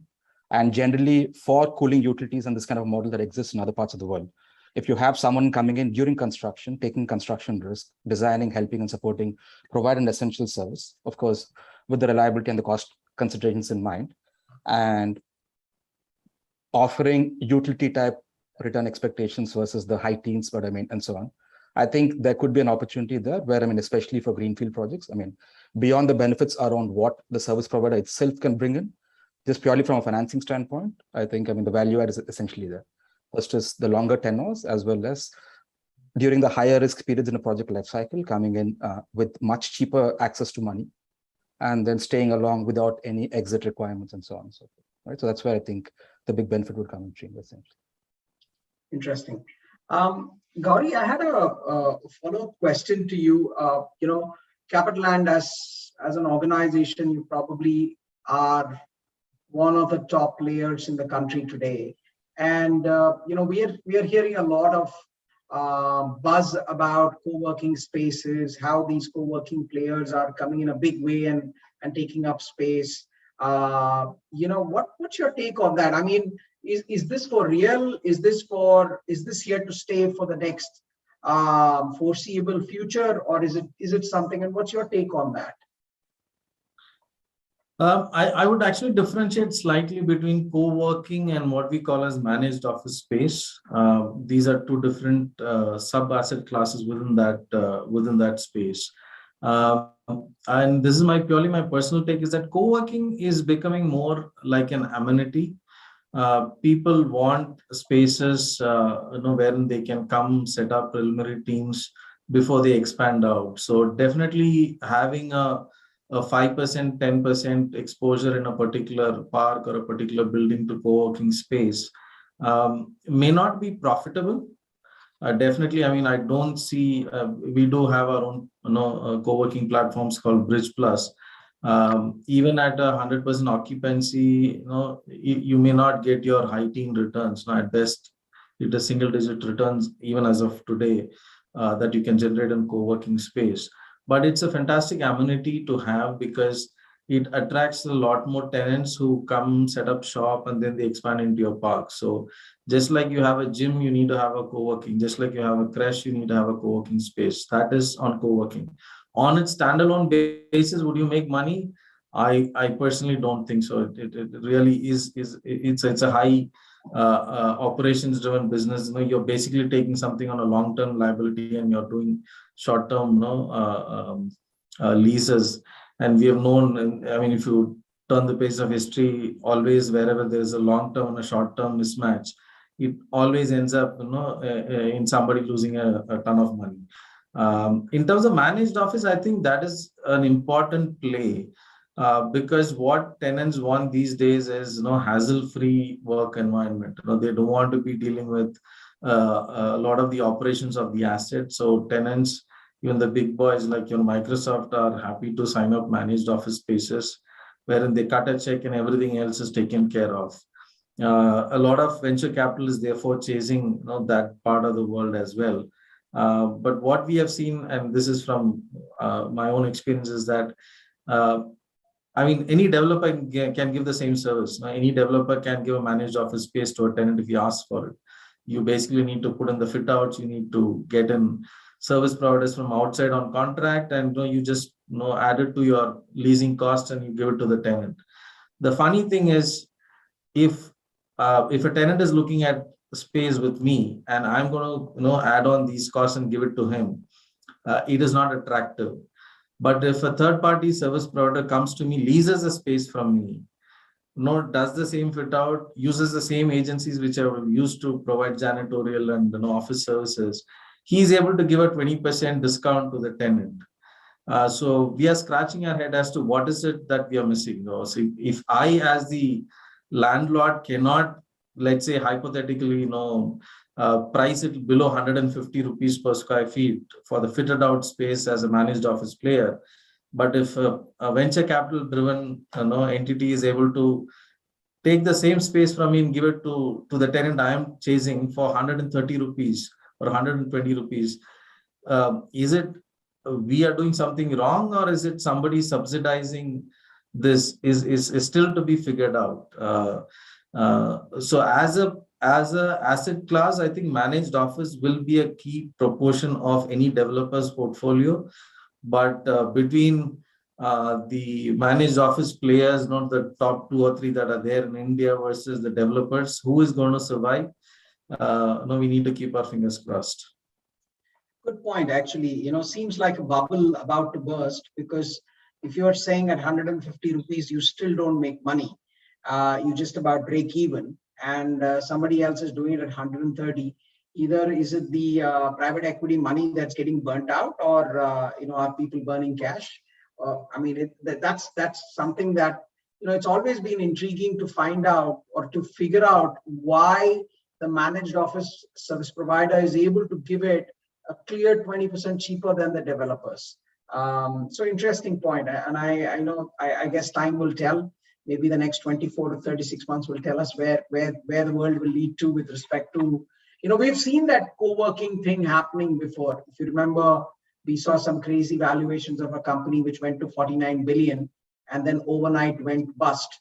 Then there was bankruptcy proceedings against that company. I don't want to mention the name of the company, but that's the kind of information we've had. So moving on, Sudhir, a quick question for you. Tropical country like India, 60% of the energy consumed goes for cooling. What role does cooling utility play to reduce demand from an energy standpoint, and while also ensuring it's cost effective? How do we do that? Sure. Thanks, Srini, for that. I think, and probably what I'll do is I'll put this within the context of what Gauri just mentioned on how a managed service provider is actually able to provide cheaper. Point, right? yeah. And may not be exactly a right comparable, but there could be some parallels possibly, which can help probably him realize better. So the thing is, so we've, of course, it's just been, two-ish plus years since we've been looking at India as a market for being a cooling utility. So now, as a concept, cooling utilities don't exist in the country. And I think from what we're seeing, of course, a big part of the grade A stock that you have right now, the kind of expansion of the boom happened through the early 2000s, where, of course, you had a lot of companies, MNCs coming into open centers in India.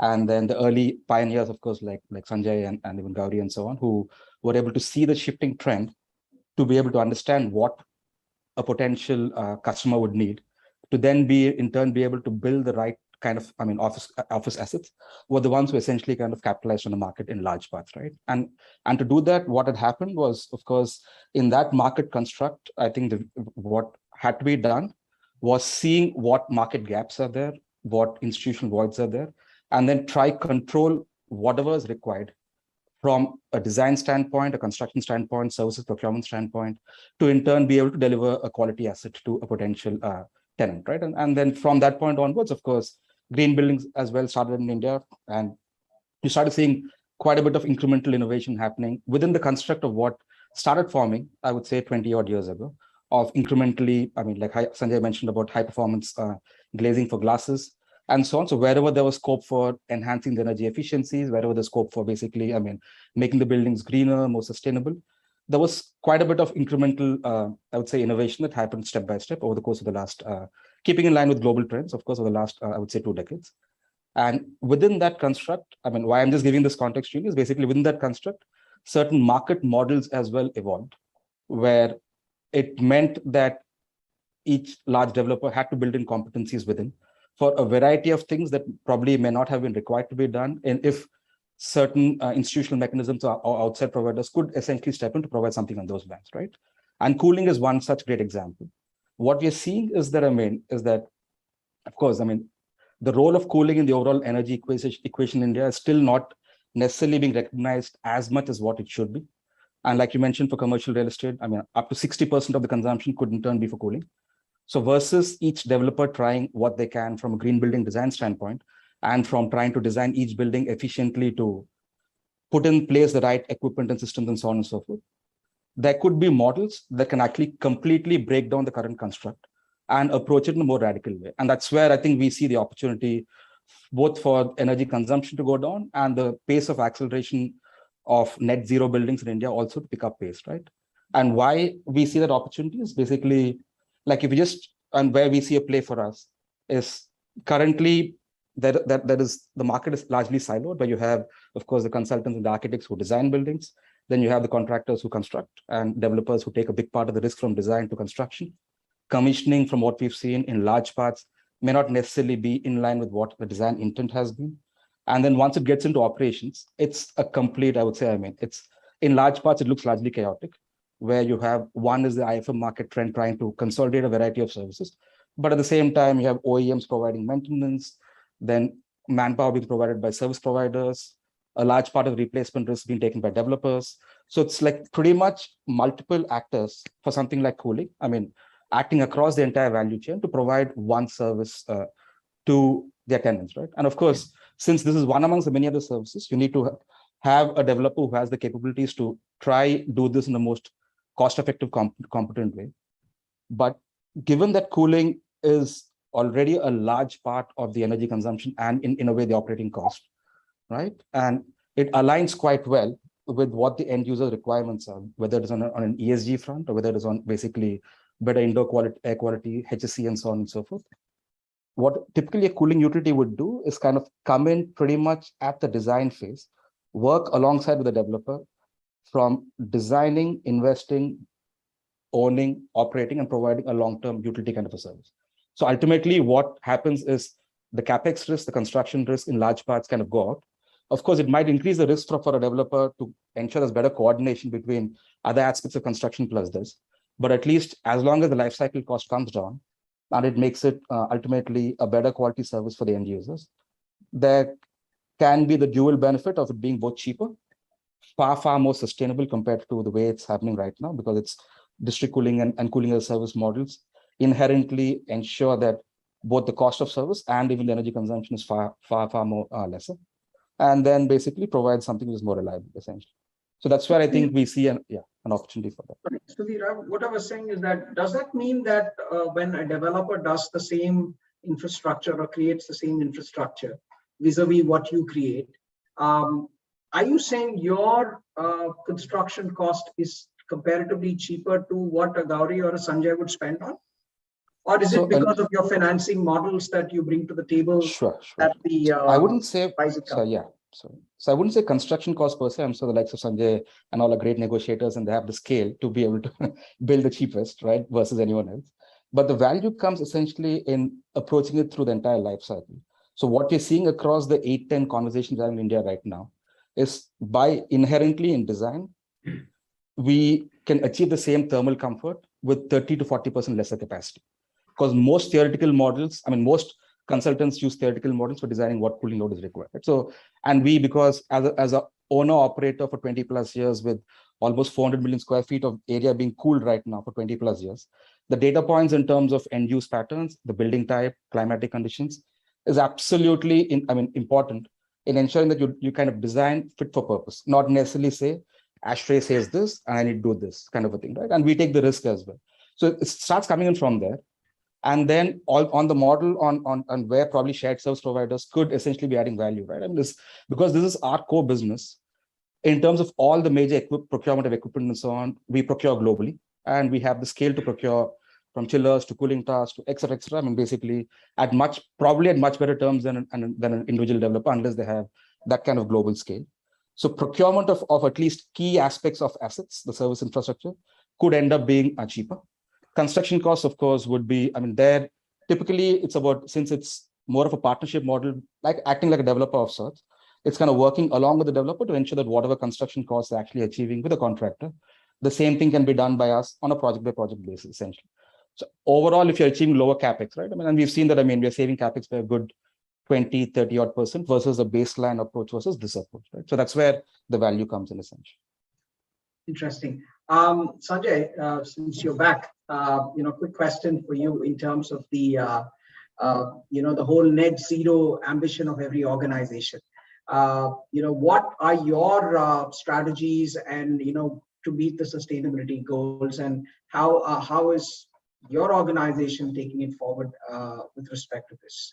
We have a larger goal from Tata Sons perspective, because it's a conglomerate and we have many other subsidiaries. So we have a 2030 goal and 2040 goal, etc. We are very much in sync. I think we already taken several initiatives given the nature of the group. So, we took social far more seriously than the industry took note of, actually. So I think we're significantly ahead in that space. And with regard to net zero, more specifically, I think there is a shift in strategy, shift in vendor partnership, shift in how we want to go about doing and running our business in future. There is an accountability. There are very specific goals to accomplish on quarterly basis. The monetary compensation is actually linked now to quarterly goals of business and everybody.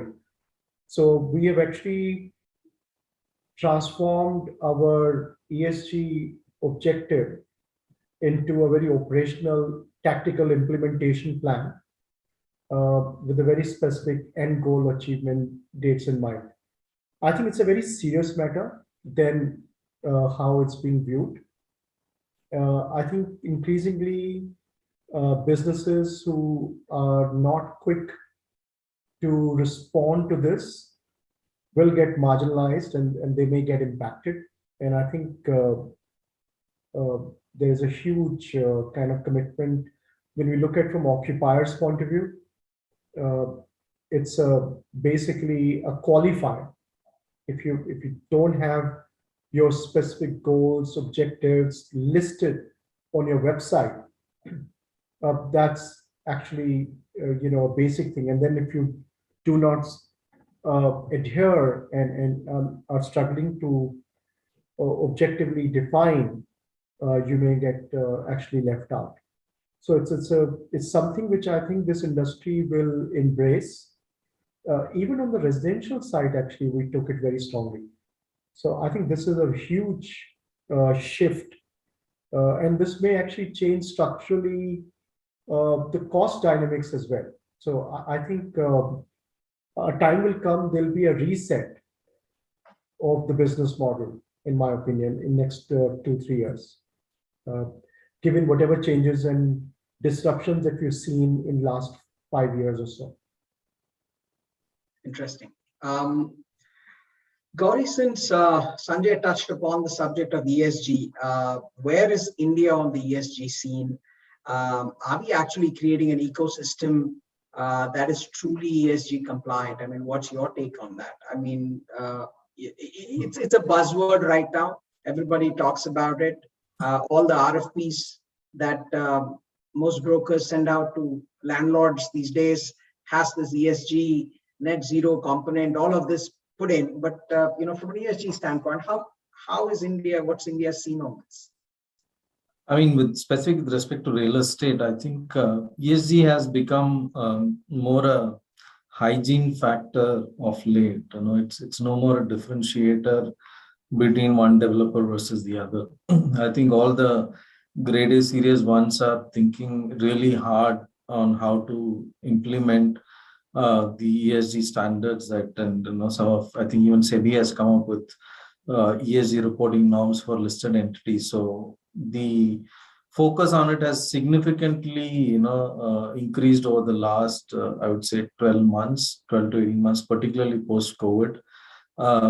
India, I would say, we are still trying to, scratch the surface of in terms of ESG. There's a lot more to be done for the S and G part. Sanjay, the firm he works for, probably among the earliest adopters of the social angle in India. I think a lot more needs to be done on those. And governance, as we know, where India stands in terms of the global governance index, we need to do a lot more on that. But I think when it comes to environment,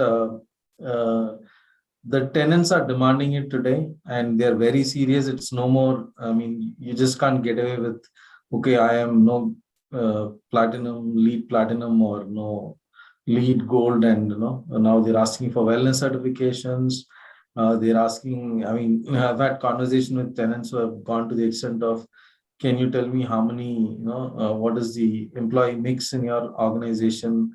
How are you making it accessible for people of diverse backgrounds, diverse cultures, diverse gender? So the detailing is getting much more deeper than what it was in the past.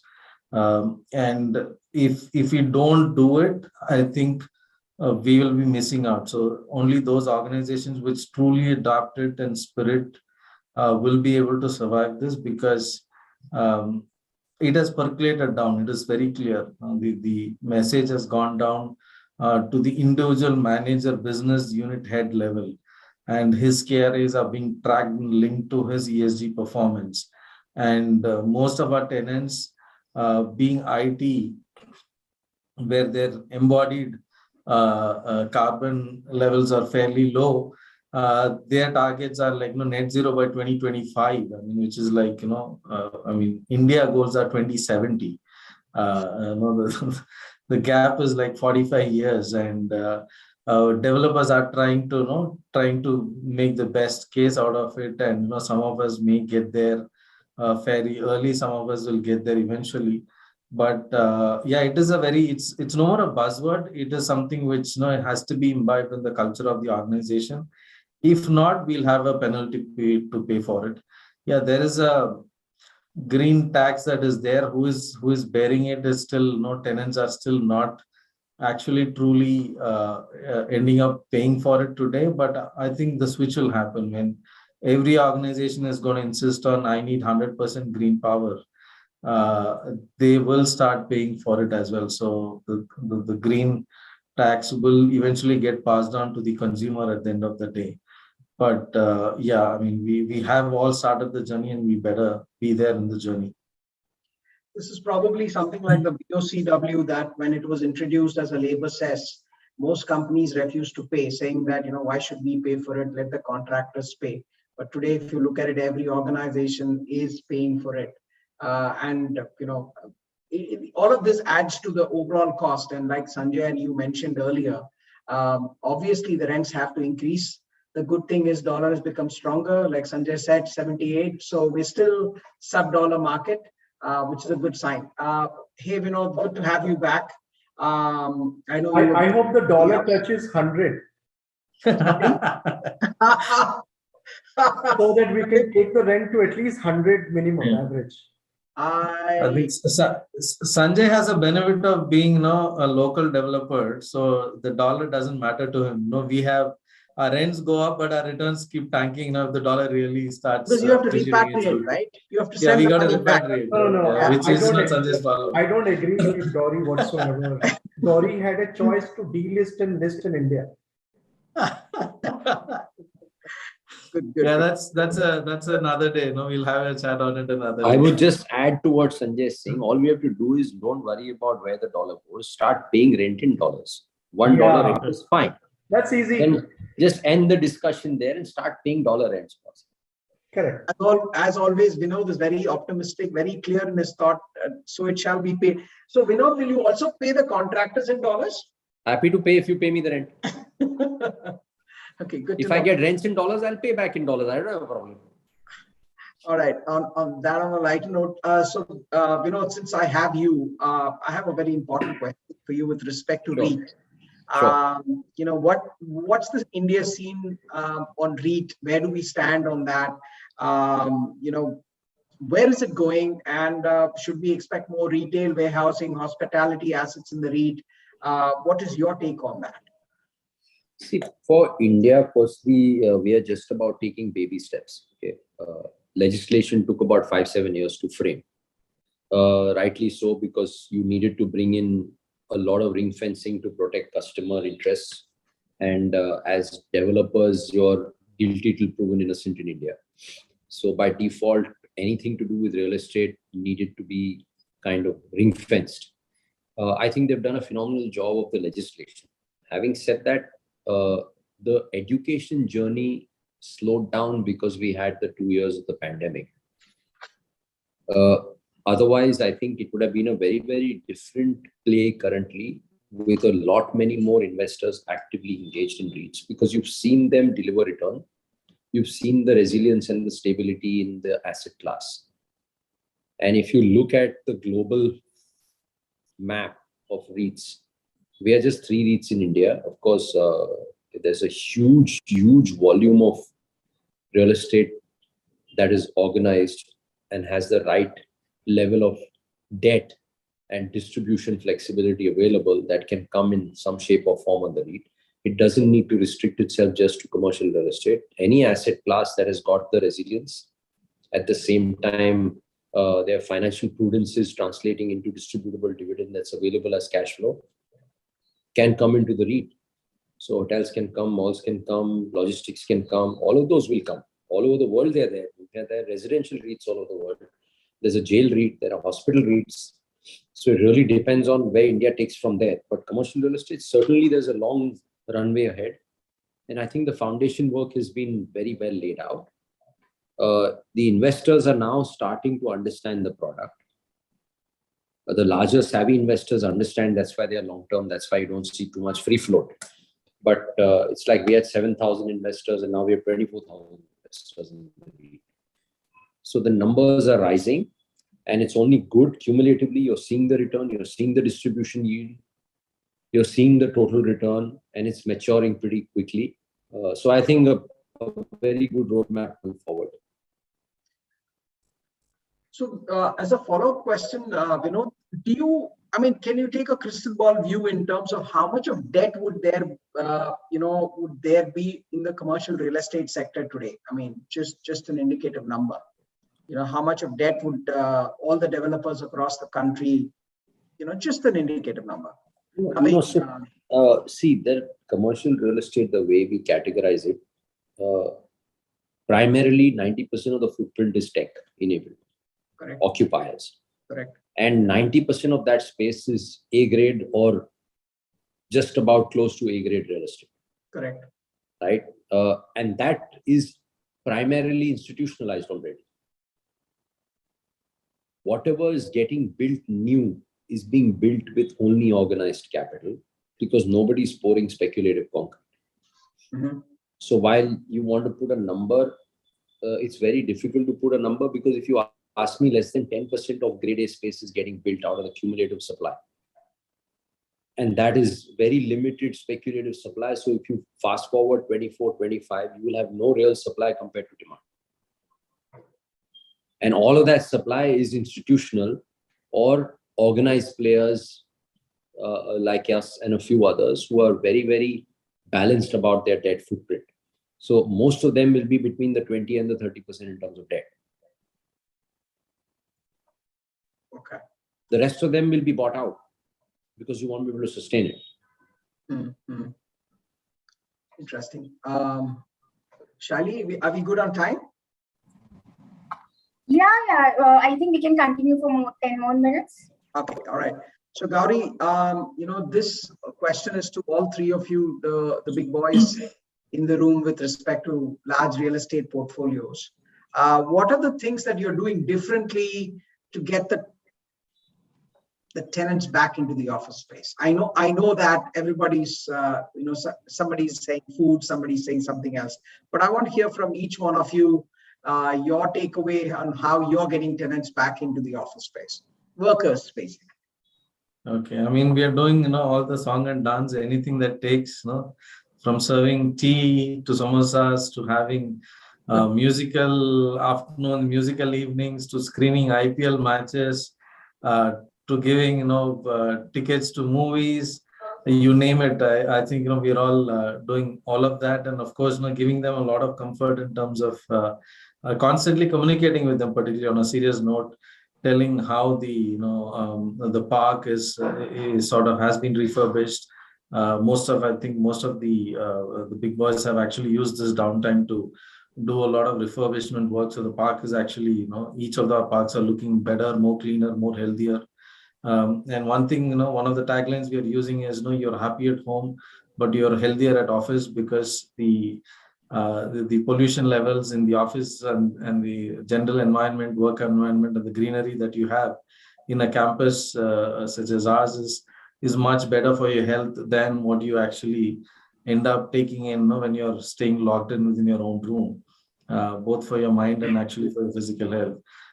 So a lot of activities, I think, we are, and I think more than us, even the occupiers themselves are trying to do a lot of activities to welcome their employees on board. What we have seen is some of the captives have been very successful in bringing employees back. Some of the smaller firms have been very, the more proprietary driven firms where they have been able to bring people back. The younger the crowd, the younger in the sense, if this is largely if the workforce is largely with 1 to 3 year experience, they prefer to come back to the office or at least hang around the campus, the cafeterias and places like that. But the big boys are still struggling a little bit. So somewhere this, sort of the demand versus, okay, you ask me to come to the office, I'll tender my resignation fear will go away in the minds of the occupiers themselves as things start to settle down. And we hope to see more people. And some of our best parks are, the highest footfall is probably in Bangalore. We have about 50-55%, which was as low as like 7-8% in February. So there's been a significant growth, and we are fairly certain at least by end of this year we'll have at least 60-70% of the footfall across all our parks. Sanjay, your take on this? What are you guys doing to get people back?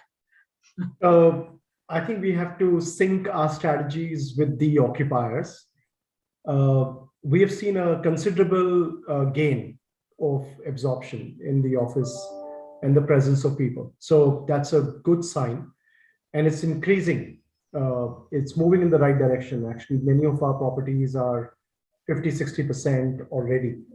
So that's a good sign. But very specifically, mostly the blue chips, global giants who are, probably more sensitive to employees' needs and to their defense, perhaps because the figures come from various sources on, spikes, they react. What really caused the confusion in between was government also came out with the extension of time, especially with regard to SEZs, for example. But I think we've seen that in the past. I don't think people got COVID by coming to office, they got COVID, but sitting at home and going out to the malls and going out for restaurants and what all activities that they do, but coming to office. And it's still happening. So the truth is out there. I think if there is no significant spike, which will cause any further or cause pause, I think you will see nearly 60, 70%, of even to 100% in many places in next 2 quarters. Okay. Vinod, I want to hear your side of the story, and also I would like to know the whole word, the most abused word on the planet right now, hybrid. What is hybrid, and in your perception, and what's your take on that? With respect to what is needed to get people back?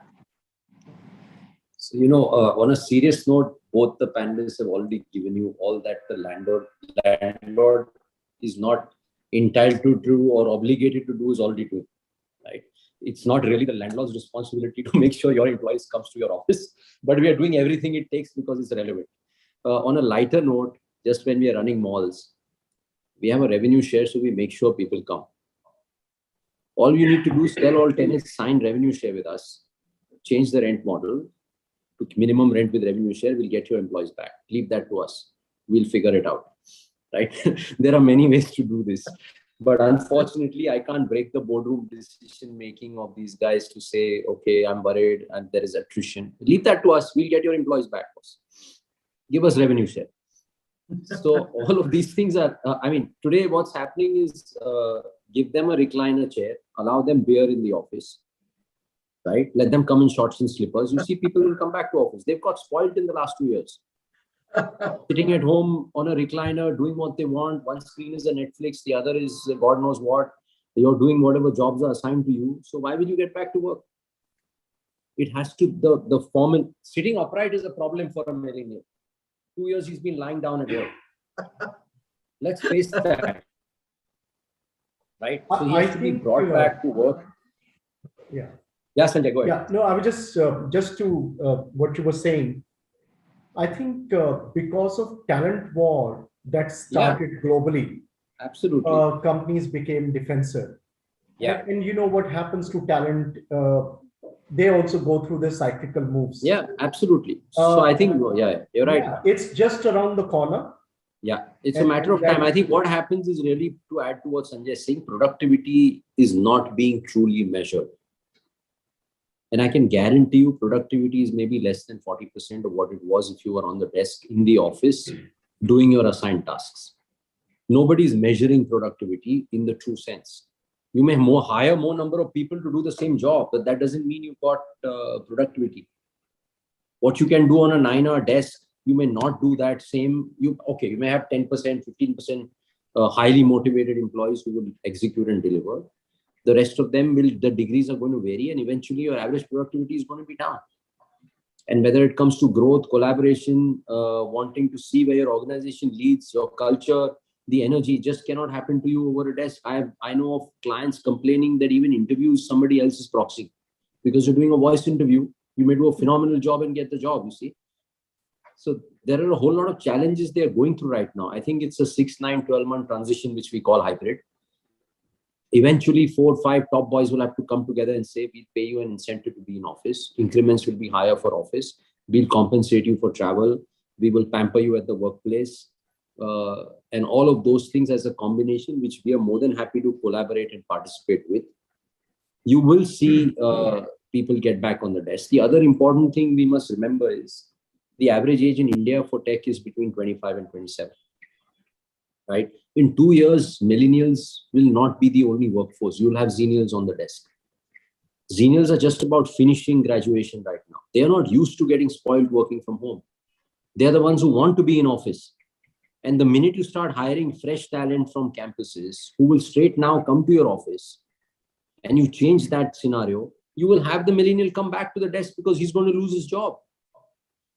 So all of this is between 6, 12, 18, 20 months away in my view. But you will see by December between 40 and 60% on the desk. Interesting.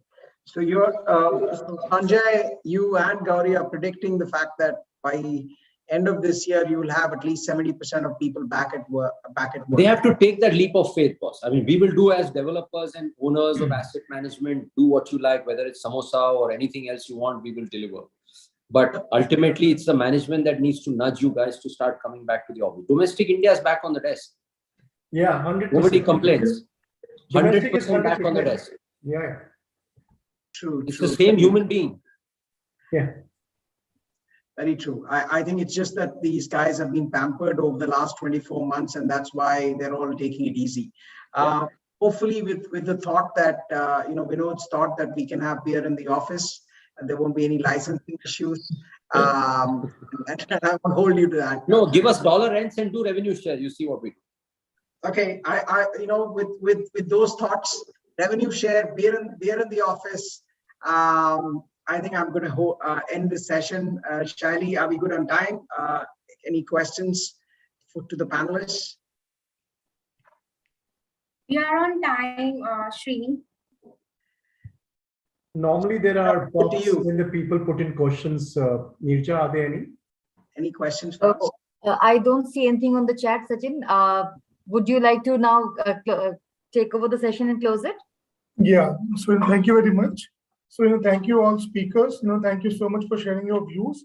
So, I know this has been an enriching experience. The idea and the deliberation arising out of the conference would go a long way in addressing the regulatory challenges and reflecting a way forward. With this, we have come to an end of today's conference. I would like to thank our partners for making this event a great success. I would also like to thank delegates for taking out their time to join us today. Thank you all. And just so that you all know, we had 600 plus delegates watching the session. Yeah. Thank you so much. Well done. Thank you so much. Cheers. Cheers. Bye. Bye. Cheers and revenue share. Bye-bye. Thank you very much. Bye-bye. Bye. Thank you.